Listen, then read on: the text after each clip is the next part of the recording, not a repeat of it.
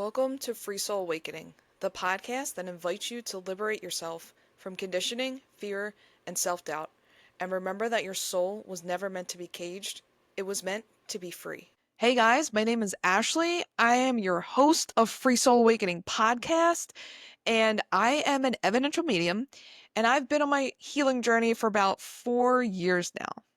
Now, I want to brag about a little something before we get into the episode.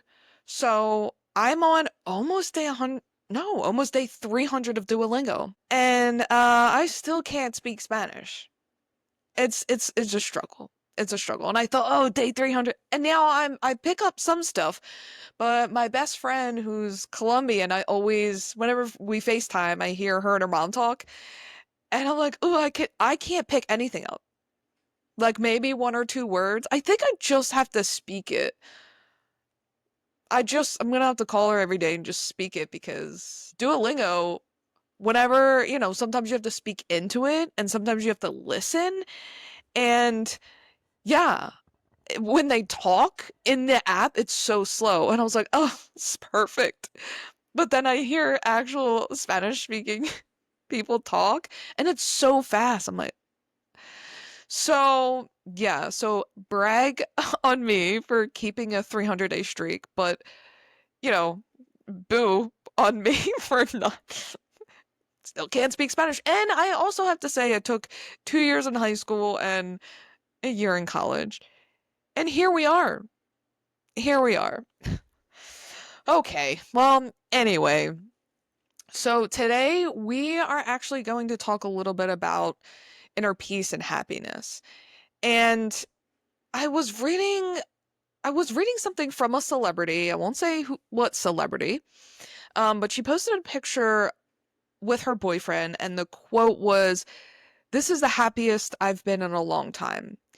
And I remember I sat there for a while staring at the quote, and I'm like, what? I don't know what's bothering me about it. Now, listen, if I was 5 years younger, I would have been like, oh my God, so cute. Like, it's so cute, right? But uh, now the celebrity who wrote it is at the ripe age of 22, and very newly 22. So I have learned a lot on my healing journey about happiness and relationships, etc. True happiness and fulfillment, they need to come from within. They need to come from within. Chasing external happiness, especially from a partner, can go very wrong. So to see what she posted and to say that, this has been the happiest she's ever been. It's pretty much saying, "Hey, I'm only happy when I'm with my partner. The happiest I've ever been in my whole life is with someone," and that's external happiness, and that doesn't last. That's kind of saying to me like, "Hey, I wasn't happy being alone. I wasn't happy with myself. I'm happy because I found this person." Not that new relationships and people can't make us happy, but true happiness is is inside, is fulfillment in ourselves. And happiness is an emotion. And because we're human, happiness never lasts. And that's okay, because we're human. Happiness will be replaced by sadness, anger, jealousy, aggravation, yada yada. When we rely on a partner for happiness solely, this is the danger, because this is where codependency comes in. The need to be with them all the time because you don't know how to be happy without them, or you can't function without them because they're not there, and you don't know how to be happy alone. This is the problem, and this is where a lot of people, and we all know people, I've been this person. I've been this person where if you get into a new relationship, everything becomes about them. You tend to stop, doing your hobbies. You don't hang out with your friends because you just want to be with your partner. And what happens is you lose yourself in the process. You just lose yourself. You lose who you are and what makes you you. And it's still so important to practice self-love. especially if you're in a newer relationship. But in general, always practice self-love. It's important to take time for yourself and be reminded of who you are on a soul level and continue to focus on your goals and yourself. So that way you can show up as the best version of yourself in this relationship. And you don't have to be codependent because you're already fulfilled and happy within yourself. So again, your partner, your person can add to your life, can add to your happiness. You can absolutely say my partner makes me happy. But there's that little line where you don't want to rely on them for happiness. Everything is within you. People can make us happy, but we should never be reliant on external people or sources for happiness, especially when it comes to materialistic things. So, if you thought buying that chain or that fancy car or the big house was going to make you happy, are you happy? That hole that you're trying to fill with stuff, I guarantee is still there. Because I can guarantee when you buy that stuff, whatever it is, the fancy car, it makes you happy. Yeah, it'll make you happy for a minute until you need more stuff. And then you just have a bunch of things that still don't make you happy. And the same goes with fulfillment. Happiness and fulfillment won't come from moving to a different state, from getting a new partner, or from making new friends. Fulfillment and peace come within. True happiness is something that arises from within, not from external circumstances or possessions. And while they can offer temporary happiness or temporary pleasures, such as money or recognition or material things, they're often unreliable. The deeper, more lasting sense of contentment comes from how we relate to ourselves, how we manage our thoughts, and how we kind of focus and try to achieve inner peace. What we are really searching for is a life of peace, because happiness that comes from within is rooted in value and purpose and connection. And when we live in alignment with our beliefs and find meaning in our life and our actions, we experience a profound sense of fulfillment. Happiness isn't about what we have, but about how we see and experience the world. What mind state are we coming from? Do we look at the world thinking, my life sucks, or I've been through this, or why is God giving me all these challenges? And no, life happens for us, not to us. And I think a lot of people lose sight of that everything's just terrible and people are so pessimistic. And it drives me crazy, because if you actually look around, there's beauty every day in the world. There's also not so great things happening in the world, but essentially, even if you just take a walk, go in nature, go among the trees, just be grateful for the things that you do have.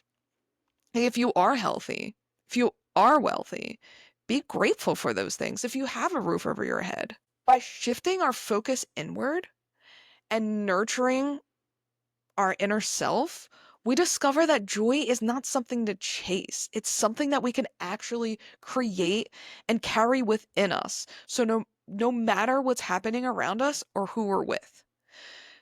A big thing that I've actually been trying to do and trying to work on recently is to practice non-attachment, which has been proven very difficult. I think it's difficult for a lot of people because we all, to some extent, have some anxieties, and we tend to attach ourselves to people, places, things. And practicing non-attachment means learning to live life fully while letting go of the need to control outcomes or cling to specific results. So it doesn't mean being emotionless or indifferent.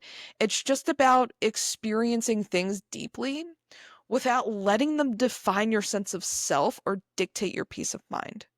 So it's like, let's talk about having a new partner. Maybe you feel like you're attached to them in some aspect. So you're always trying to control the outcome. Oh, what if they don't like me? Or what if they end things in a month? Or what if I'm not good enough? Or what? You're not attached to that person. It doesn't matter. It doesn't matter. Don't be attached to the outcome. We're so attached to crap when the only thing we really need to be attached to is ourselves, is our soul. That's it. Just try to be a good person. To practice non-attachment, you can just observe your thoughts and recognizing when you're become overly dependent on people. I mean, like I just said, possessions or expectations for your happiness. Just let go. Let go and just enjoy your life. Enjoy where you're at in this present moment. Life goes by way, way too quickly. And when you notice yourself holding on so tightly, whether it's to a relationship, an identity, a goal, gently remind yourself that everything's temporary and constantly changing. And that doesn't mean bad. Just because something is temporary doesn't mean it's bad, or you can't wish for it to happen because it's just here for a period of time. Everything's changing. Life changes. You just gotta go with the flow. Let go of control. Let life flow without resistance. And trust that your well-being doesn't depend on things being a certain way. We think we know what's best for us, but we don't. Our guides, God, whatever higher power knows what's best for us. And they will put that in your path. Whether it's people, places, they'll guide you to the right thing. Just ask. Ask for help. Ask to be guided in that way. I do that all the time. Like, hey, I don't know what's going on or where I'm going, but I know that you guys will guide me in the right direction. So please give me courage and calmness as I navigate this. Or just ask them to guide you in the right direction, to guide you to the right people. So let's talk about some things you can do to cultivate a life of inner peace. And I will talk about this till I'm blue in the face. Meditation. Guys, don't be sleeping on meditation. Meditation and mindfulness. You can find great meditations on YouTube. You can just sit in silence and meditate. Just connect to yourself. You can do breath work. There's a lot of great things on YouTube. There's a lot of great mindfulnesses on YouTube. You can journal. I journal all the time. I meditate daily. And I'm always mindful of my thoughts. And self-awareness is also key. Being self-aware of how you feel. Being self-aware of how you're treating others. Being self-aware of how you're treating yourself. Self-awareness, I think this is the number one key to your healing journey. At least to start it, just be self-aware that you want to be better. So, self-reflection and understanding. Look at your behaviors. Do you like who you are? Do you like who you're becoming? If you don't, change it. Figure out who you want to become, what you want to be. Find your soul's purpose. And with that, creating inner peace, unfortunately, it's letting go of people and things that don't serve you. As hard as that can be, building positive relationships. If someone in your life is dragging you down and draining your energy, you decide. But you're better off without them in your life. If they're not lifting you up, if they're not supporting you, if they're just being a downer, anybody who's draining your energy, not worth keeping in your life. That's not going to create peace for you. It's going to create a lot of chaos that you don't want. I had to learn the hard way. And as much as we can still love those people, in a sense, whether they're friends, family, exes, whatever, I can still have love for them, but know, hey, I don't want you in my life. I can't have you in my life. You can also seek spiritual guidance. Connect with your higher power. God, the universe, your spirit guides. And again, find your life of purpose. Know that you're never alone, that your guides are always with you, that God is always with you, that there is a bigger, better plan for you. Manifest. Manifest whatever the fuck you want because you can create your life. You can create inner peace for yourself. You can reduce your anxiety drastically. I have, just with meditation. Practice, get into a routine. Just be present. Instead of the pursuit of happiness, let it be the pursuit of peace. Let's pursue peace. Peace is really what we're striving for. Okay, go and do it. I'm proud of each and every one of you. Alright, guys, let's pull a card. So I got my Love Who You Are deck, which I thought was fitting. So, let's see what we got. Look, anybody that's on the healing journey knows that it isn't easy. Healing is not easy. Healing is forever. It's a forever journey. So for those of you who are on your healing journey, I'm proud of you. I know it's difficult. We're all in this together. Don't give up. Whoop. Whoop. All right. Here we go. I actually love this card. So it's a tree and it says stand tall. So it says shrinking serves no one, especially you. Don't cower or hide. When you take a misstep, falter, or fail, release any ideas of perfection or approval. Now is the moment to live your wild, brave truth unapologetically. And when you cause harm or hurt, get accountable. Look the pain full in the face and know it doesn't make you less than. Take action or make amends to yourself or another, because you are bigger than any transgression and can become the agent of change and transformation when you're willing to own it all. What you're afraid of controls you, but when you become accountable, you become the mistress of your own power. It's interesting because I look at this card and I'm more focused on the leaves and the growth of the tree.